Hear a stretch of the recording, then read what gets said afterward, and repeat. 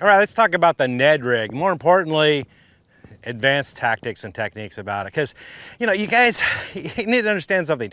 The Ned rig is not new. It actually was originated from the Midwest. Midwest anglers were using these little tiny mushroom head jig heads, and they were rigging 4-inch ringworms on them. And they were using them back in the 70s and 80s, catching fish in tough conditions, cold front conditions, situations where there's high pressure. And they've been doing it for decades ever since. It wasn't until recently that it really hit the national stage. You know, Z-Man made a big deal out of it and made it seem as though they're the ones who came out with it, but they're not. They were just piggybacking on this thing that the Midwest anglers have been doing for a long time. So I just want to give a nod to the Midwest anglers. Thank you guys for coming up with the Ned rig. You know, and Ned Kale, who's the one who came up with it. Those are the guys who designed it. But since then, since it hit the national stage, there's been a plethora of stuff that's come out. All the manufacturers have come out now with their own jig heads and their own baits and so on and so forth. So the options are really expanded since it first came out. Plus, new techniques and stuff are coming out. So I wanted to talk to you about that stuff. So let's talk about the jig heads first. The jig heads, now there's a bunch of different styles out there that are, I think, in my opinion, better than the ones that Z-Man are offering. You know, the Z-Man, they have the really light, great, and they have that thin wire hook designed specifically for finesse rigging, but that thin wire hook is, you know, it can be improved upon. And so there's other jig heads now that have longer and stronger hooks, which means it expands how many different type of baits you can use. They have different weights and different styles. There's a couple different styles out there that do a better job of standing up the bait. A couple different manufacturers make them, but they're designed, it's almost like a shaky head, but it's designed to stand up. And that does a better job, because sometimes, you know, my experimentations with the original Z-Man is that it falls over on its side. And that's because of the jig head, really, more than the bait. So you can use different jig heads to get it to stand up better. I'll talk about some other techniques in a second to get it to do that. But the other styles of jig heads, there's some that are more weedless in design, more designed to come through rocks a little bit easier, and so you don't get hung up as much. I like to use the jig heads that have a weed guard on them, because typically Ned rigging has been done in open water without a bunch of weeds, because it's an open exposed hook. Now you've got a bunch out there that have got weed guards on them, and you can put those in the weeds. Here's the thing that I like to do. I like to use round ball jigs, just your regular round ball jigs, not even a special Ned rig. And that works really good, especially around riprap rocks and things like that, where you typically can get hung up in and get stuck and lose your lure. The round ball head jigs with the eyelet on the top, those come through rocks a lot better. And if you do get stuck, it's a little bit easier to get out. But you can get the weedless version. And this is what I like to do. A little quick tip here. I'll take a 1/16 jig head with a weed guard on it, a round ball jig head, and I'll throw that in the weeds. The goal here is not to get it to go in the weeds. You want it to kind of sit on top of the weeds, kind of settle on the surface of it, and then give it a quick pop with your rod and just pop it out and let it settle back down. A lot of times that quick pop is what elicits a strike. It looks like a bait fish that's come scurrying around, has been flushed out of the weeds, and those bass that are out there patrolling the weed edges and around the weeds, that's what they're looking for. And out pops this bait fish, and bammo, they smack it. So that's a quick way to get a limit, really. So check out your different jig heads and expand your horizons. And speaking of that, you know, yeah, there's the elastic baits from Z-Man, but Strike King makes elastic baits as well. And one of the things you can do is get their elastic bait, stick bait, kind of, you know, Senko basically. And now you can cut it to length, whatever size you want. You want the 3-inch, you can do that. 4-inch, you can do that. Whatever, but now you can get different lengths. And you can even go with the full 5 or 6 inch with those bigger jig heads with a longer shank hook. And it's elastic and it'll stand up. And this gives a different view, a different profile, a different thickness, puts out a different amount of vibration in the water than your traditional little stubby net head or Ned rig.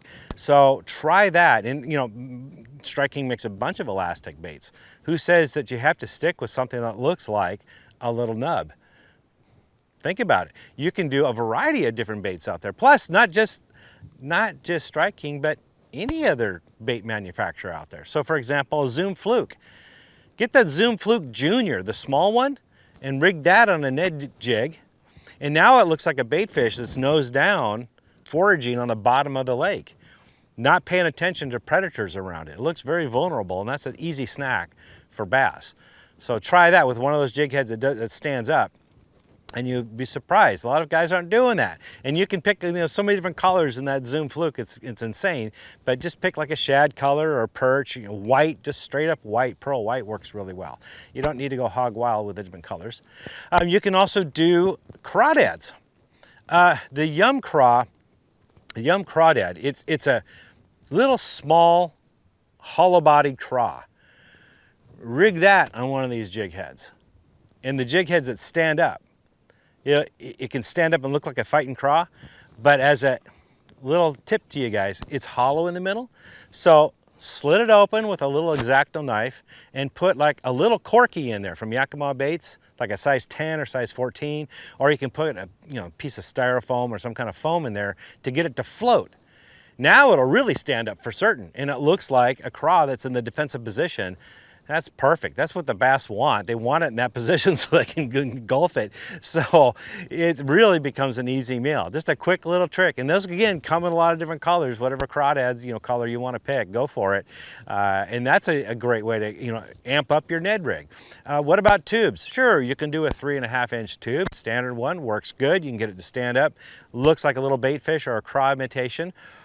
Again, I like to get a little bit smaller here. Use a 2.5-inch tube, something that looks a little bit different. And again, you can put that little corky, or you put a styrofoam piece in there. Here's the thing: if you rig it so it goes through the hook, so otherwise it'll come out of the tube and float up.